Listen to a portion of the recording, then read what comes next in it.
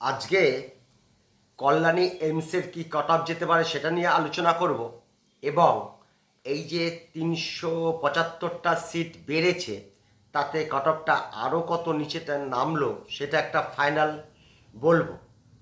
তার আগে একটি ছোট্ট কোশ্চেনের উত্তর দিয়ে নিই। কলেজ ওয়াইজ কাট অফ একদমই প্রেডিকশন করা আপাতত সম্ভব হচ্ছে না। প্রতিদিনই সিট বাড়ছে, তাহলে হিসেবটাও গন্ডগোল হয়ে যাচ্ছে। অতএব এগুলো নিয়ে আলোচনা না করাই ভালো, কেননা ফার্স্ট রাউন্ডে যখন চয়েস ফিলিং করবে তখন ফার্স্ট রাউন্ডে কতগুলো সিট দিচ্ছে তারপরে তার উপর নির্ভর করে ওরা একটা সিট প্র্যাকটিস দেবে। হয়তো ফার্স্ট রাউন্ডে 200 দিল বা ফার্স্ট রাউন্ডে 375 দিল, হয়তো ফার্স্ট রাউন্ডে কিছু দিল না। এই 400-300টা সিট বিশাল পরিবর্তন করে দেবে কাট অফে। অর্থাৎ এগুলো নিয়ে এখন চিন্তা করা বা এই ধরনের কমেন্টের উত্তর দেওয়া এখন আমার মনে হয় উপযুক্ত সময় একদমই নয়। তা সত্ত্বেও একটি উত্তর দিয়ে নিই। একটি ছাত্র দুবার তিনবার বলছে, স্যার 40,000 অল ইন্ডিয়া র্যাঙ্কের মধ্যে আপনি বাঁকুড়া আর বারাসাতকে বলেছেন, এটা ক্লিয়ার হলো না। দেখো, এই ভিডিওটায় যেটা আমি বলেছি সেটাই বলেছিলাম, সিটের সংখ্যা ফার্স্ট রাউন্ডে কী দেবে সেটা পরিষ্কার নয়। ধরে নেওয়া যাক আলোচনার ক্ষেত্রে কোনো সিটই বাড়লো না বেঙ্গলে। বেশ যেটা 8 বছরের যেরকম সিট ছিল সেটা যদি হয় তাহলে উপরে কলেজ 28,900 থেকে 40,000-এর মধ্যে 3টে কলেজ থাকবে। কে কোথায় থাকবে বলা মুশকিল, তাও বলা যাচ্ছে ডায়মন্ড সবার উপরে থাকবে, তারপর হয়তো বারাসাত থাকবে, এই থাকবে। অর্থাৎ এগুলো কোনো ভ্যালু নেই, যেহেতু এবছর সিট বেড়ে গেছে এইগুলো নিয়ে আলোচনা করাটাই বেথা। সিট তো বেড়েছেই, ফালতু পুরনো জিনিস নিয়ে আলোচনা না করাই ভালো। এবার আসছি এইমস। দেখো, এইমস ভারতবর্ষে মোটামুটি 20টি আছে, এবছর দুখানা কলেজ বাড়ছে শোনা যাচ্ছে। এমসির কাট অফ এত ঊর্ধ্বমুখী হয় সেখানে কিন্তু বিশেষ চেঞ্জ হয় না। তাছাড়া এই কল্যাণী এইমস দিনে দিনে যেভাবে লিস্ট তালিকায় উপরের দিকে উঠছে, প্রতি বছরই উপর দিকে উঠছে। 5 বছর আগেও পর্যন্ত এ 16 নম্বর, 17 নম্বর, 14 নম্বর ওই জায়গাটা থাকতো, কম বেশি ওই জায়গা থাকতো। এখন উঠতে উপরের দিকে উঠতে উঠতে কোথায় গিয়ে পৌঁছে গেছে তোমরা দেখেছো। এইমস কল্যাণী ভারতবর্ষে প্রত্যেকটা ছাত্র পছন্দ করছে, এটা তোমাকে মাথায় রাখতে হবে। এবং গতবার যেখানে 2417 অল ইন্ডিয়া র্যাঙ্কে কাট অফ গেছে, ভেবেই নিতে পারো যে কল্যাণী এইমস কোথায় গিয়ে পৌঁছেছে। এইবার কাট অফ কমবে কিনা। সিট তো বাড়ার কথা, যে দুটো কলেজে খুলছে, তাহলে ওই সিট যেই কলেজগুলো নতুন কলেজ হয় সেই কলেজ কোনো সময় উপরের দিকে জায়গা পায় না, প্রথম বছর অন্তত সবার নিচের দিকেই থাকবে, এটাই নিয়ম। আমাদের রাজ্যে যদি এমনি গভর্নমেন্ট মেডিকেল কলেজে প্রথম বছর যেটা হয় তার কাট অফ সবসময় কম যায়, এটাই নিয়ম, ব্যতিক্রম হলেও হতে পারে। অর্থাৎ কল্যাণী এইমস তার নিজের জায়গায় আবার থাকবে, কেন নম্বরটা তো নিয়ে আলোচনা করা মানে নম্বর নিয়ে কোনদিন আলোচনা হয় না, অল ইন্ডিয়া র্যাঙ্ক নিয়ে আলোচনা হয়। সকলেই হয়তো বলবে 2600-2700 যাবে, আমার মতে কিচ্ছু কাট অফ এর কমবে না। যদিও সিট যদি বাড়ে সেগুলো নিচের দিকে কলেজে সেগুলো এদিক ওদিক হবে। কল্যাণী যে জায়গাটায় চলে গেছে প্রত্যেকটা কাস্টে ওই একই রকমই কাট অফ থাকবে। আমার দৃঢ় বিশ্বাস যদি একটা কলেজ ডিঙ্গে উপরের দিকে যায় তাহলে আরও কিন্তু বিপদ বাড়বে।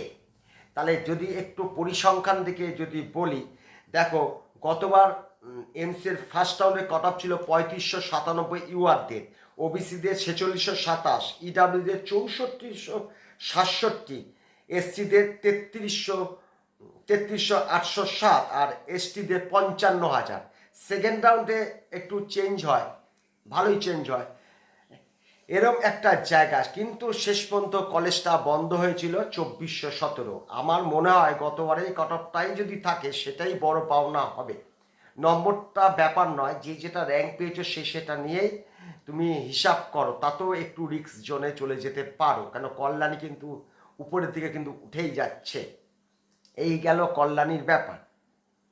এইবার আসছে আমাদের রাজ্যে যে 375টা সিট পেলো তাতে কাট অফ কী যাবে। দেখো এসটিদের একটা ছাত্ররা আমাকে বলেছে এসটি সম্বন্ধে আমি কিছু বলি না। এসটিদের কিন্তু একটা সারপ্রাইজ আছে। এসটিদের সকলেই ভাবছো যে 275, 80, 90 যাবে, কিন্তু আমার হিসাবে ওরকম আসছে না। একটা ব্যতিক্রম একটা হিসাব বেরোচ্ছে। ঠিক যেরকম 24 সালে এসসিদের হয়েছিল 29,000 অল ইন্ডিয়া র্যাঙ্ক জাম্প কেটেছিল, কোনো সিট বাড়েনি 24 সালে, ঠিক সেরকমই এবার এসটিদের এরকম একটা হতে চলেছে। এটা আমার প্রেডিকশন। আমি বারবার বলছি 270 পার করা খুবই মুশকিল হবে। তোমরা একটু মিলিয়ে নিতে পারো, এটা আমার অভিজ্ঞতা থেকে বলছি। 270 পার হবে না, আমার হিসাবে 263 ম্যাক্সিমাম। যাই হোক 63 থেকে 70 তোমরা ধরে নিতে পারো। এসটি একটা এরম ধরনের আমি সম্ভাবনা দেখতে পাচ্ছি। 59-58তেও চলে যেতে পারে। ঠিক এসটিদের যেটা 24 সালে ঘটেছিল, ঠিক এসটিদের সঙ্গে এরকম একটা হতে পারে। এইবার আসছি 375টা সিট বাড়লে কেমন কি হতে পারে। দেখো 375টা সিট যদি বাড়ে তাহলে ইউআরদের 53,380 পর্যন্ত আমি এক্সপেক্ট করছি। 53,380, ওবিসিদের 54,300, ইডাব্লিউএসদের 1,31,000 আমি এটা এক্সপেক্ট করছি। এসসিদের 1,93,400, একদম সেফ জোনে এরা থাকবে কিন্তু। আর এসটিদের তো বললামই কিন্তু এসসিদের সম্বন্ধে একটা কথা আমি বলবো। এসসিদের দেখো এটা নাও মিলতে পারে, আমি এর আগেই আমি সরি বলে নিচ্ছি। কেমন যেন আমার মনে হচ্ছে যদি 400 সিট ক্রস করে, যদি দুর্ঘটনা ঘটে 24 সালের মতন, যদি একটুখানি হাওয়া পায় যদি এসসিরা, তাহলে কিন্তু 96-97 যেতে পারে। কিন্তু এটা আমি মুখে বলেছি, কাগজে কিন্তু লেখেনি। আমার কেমন একটা সন্দেহ তালিকার মধ্যে এসসিতে দেখেছি। অনেক আগেই একটা ভিডিওতে বলছিলাম 1,98,000 অবধি যেতে পারে, কিন্তু এটা ফাইনাল ধরবে না। ফাইনাল কিন্তু 1,93,400কেই ধরবে 375টি সিটের উপর দাঁড়িয়ে। এবার যদি কালকে আরও 100 বেড়ে যায় তাহলে হিসাবটা আলাদা হয়ে যাবে। শিওর কিন্তু এরকম ধরনের হিসেব আসছে। দেখবে অনেকেই বলছে স্যার 55-56 বলছে। দেখো সবসময় কাট অফ আমি যা দিই সবসময় নম্বরের দিক দিয়ে আমি বেশি থাকি, কিন্তু অল ইন্ডিয়া র্যাঙ্কের বেলায় কেন আমি পিছু টানছি, কেননা লাস্টে 1-2 হাজারের মধ্যে ছাত্রদের ঘনত্ব বা পারফরমেন্স কেমন আছে বেঙ্গল র্যাঙ্ক না দেখে বলা যায় না। একটা বললাম কিন্তু মিলল না। দেখো 99 না হলেও 95 পর্যন্তও যদি মেলে তাহলে এটা সঠিক বলে বিবেচনার মধ্যে আসে। এটা তোমরা সকলেই জেনে গেছো। যাই হোক এরকম হলো, আশা করছি আরও কিছু সিট বাড়বে। কাউন্সিলিং কিন্তু বেশ একটু দেরি হলেও হতে পারে আরম্ভ হতে। সিট যদি বাড়ে অবশ্যই এর অবস্থানগত পরিবর্তন ঘটবে, তখন সেটা দেখতে পারবে। 375 পরে সিট বাড়বে এরকমও একটা আশা আমি করছি। যাই হোক শুভ সন্ধ্যা বলে ভিডিওটা শেষ করলাম। সকলেই ভালো থেকো।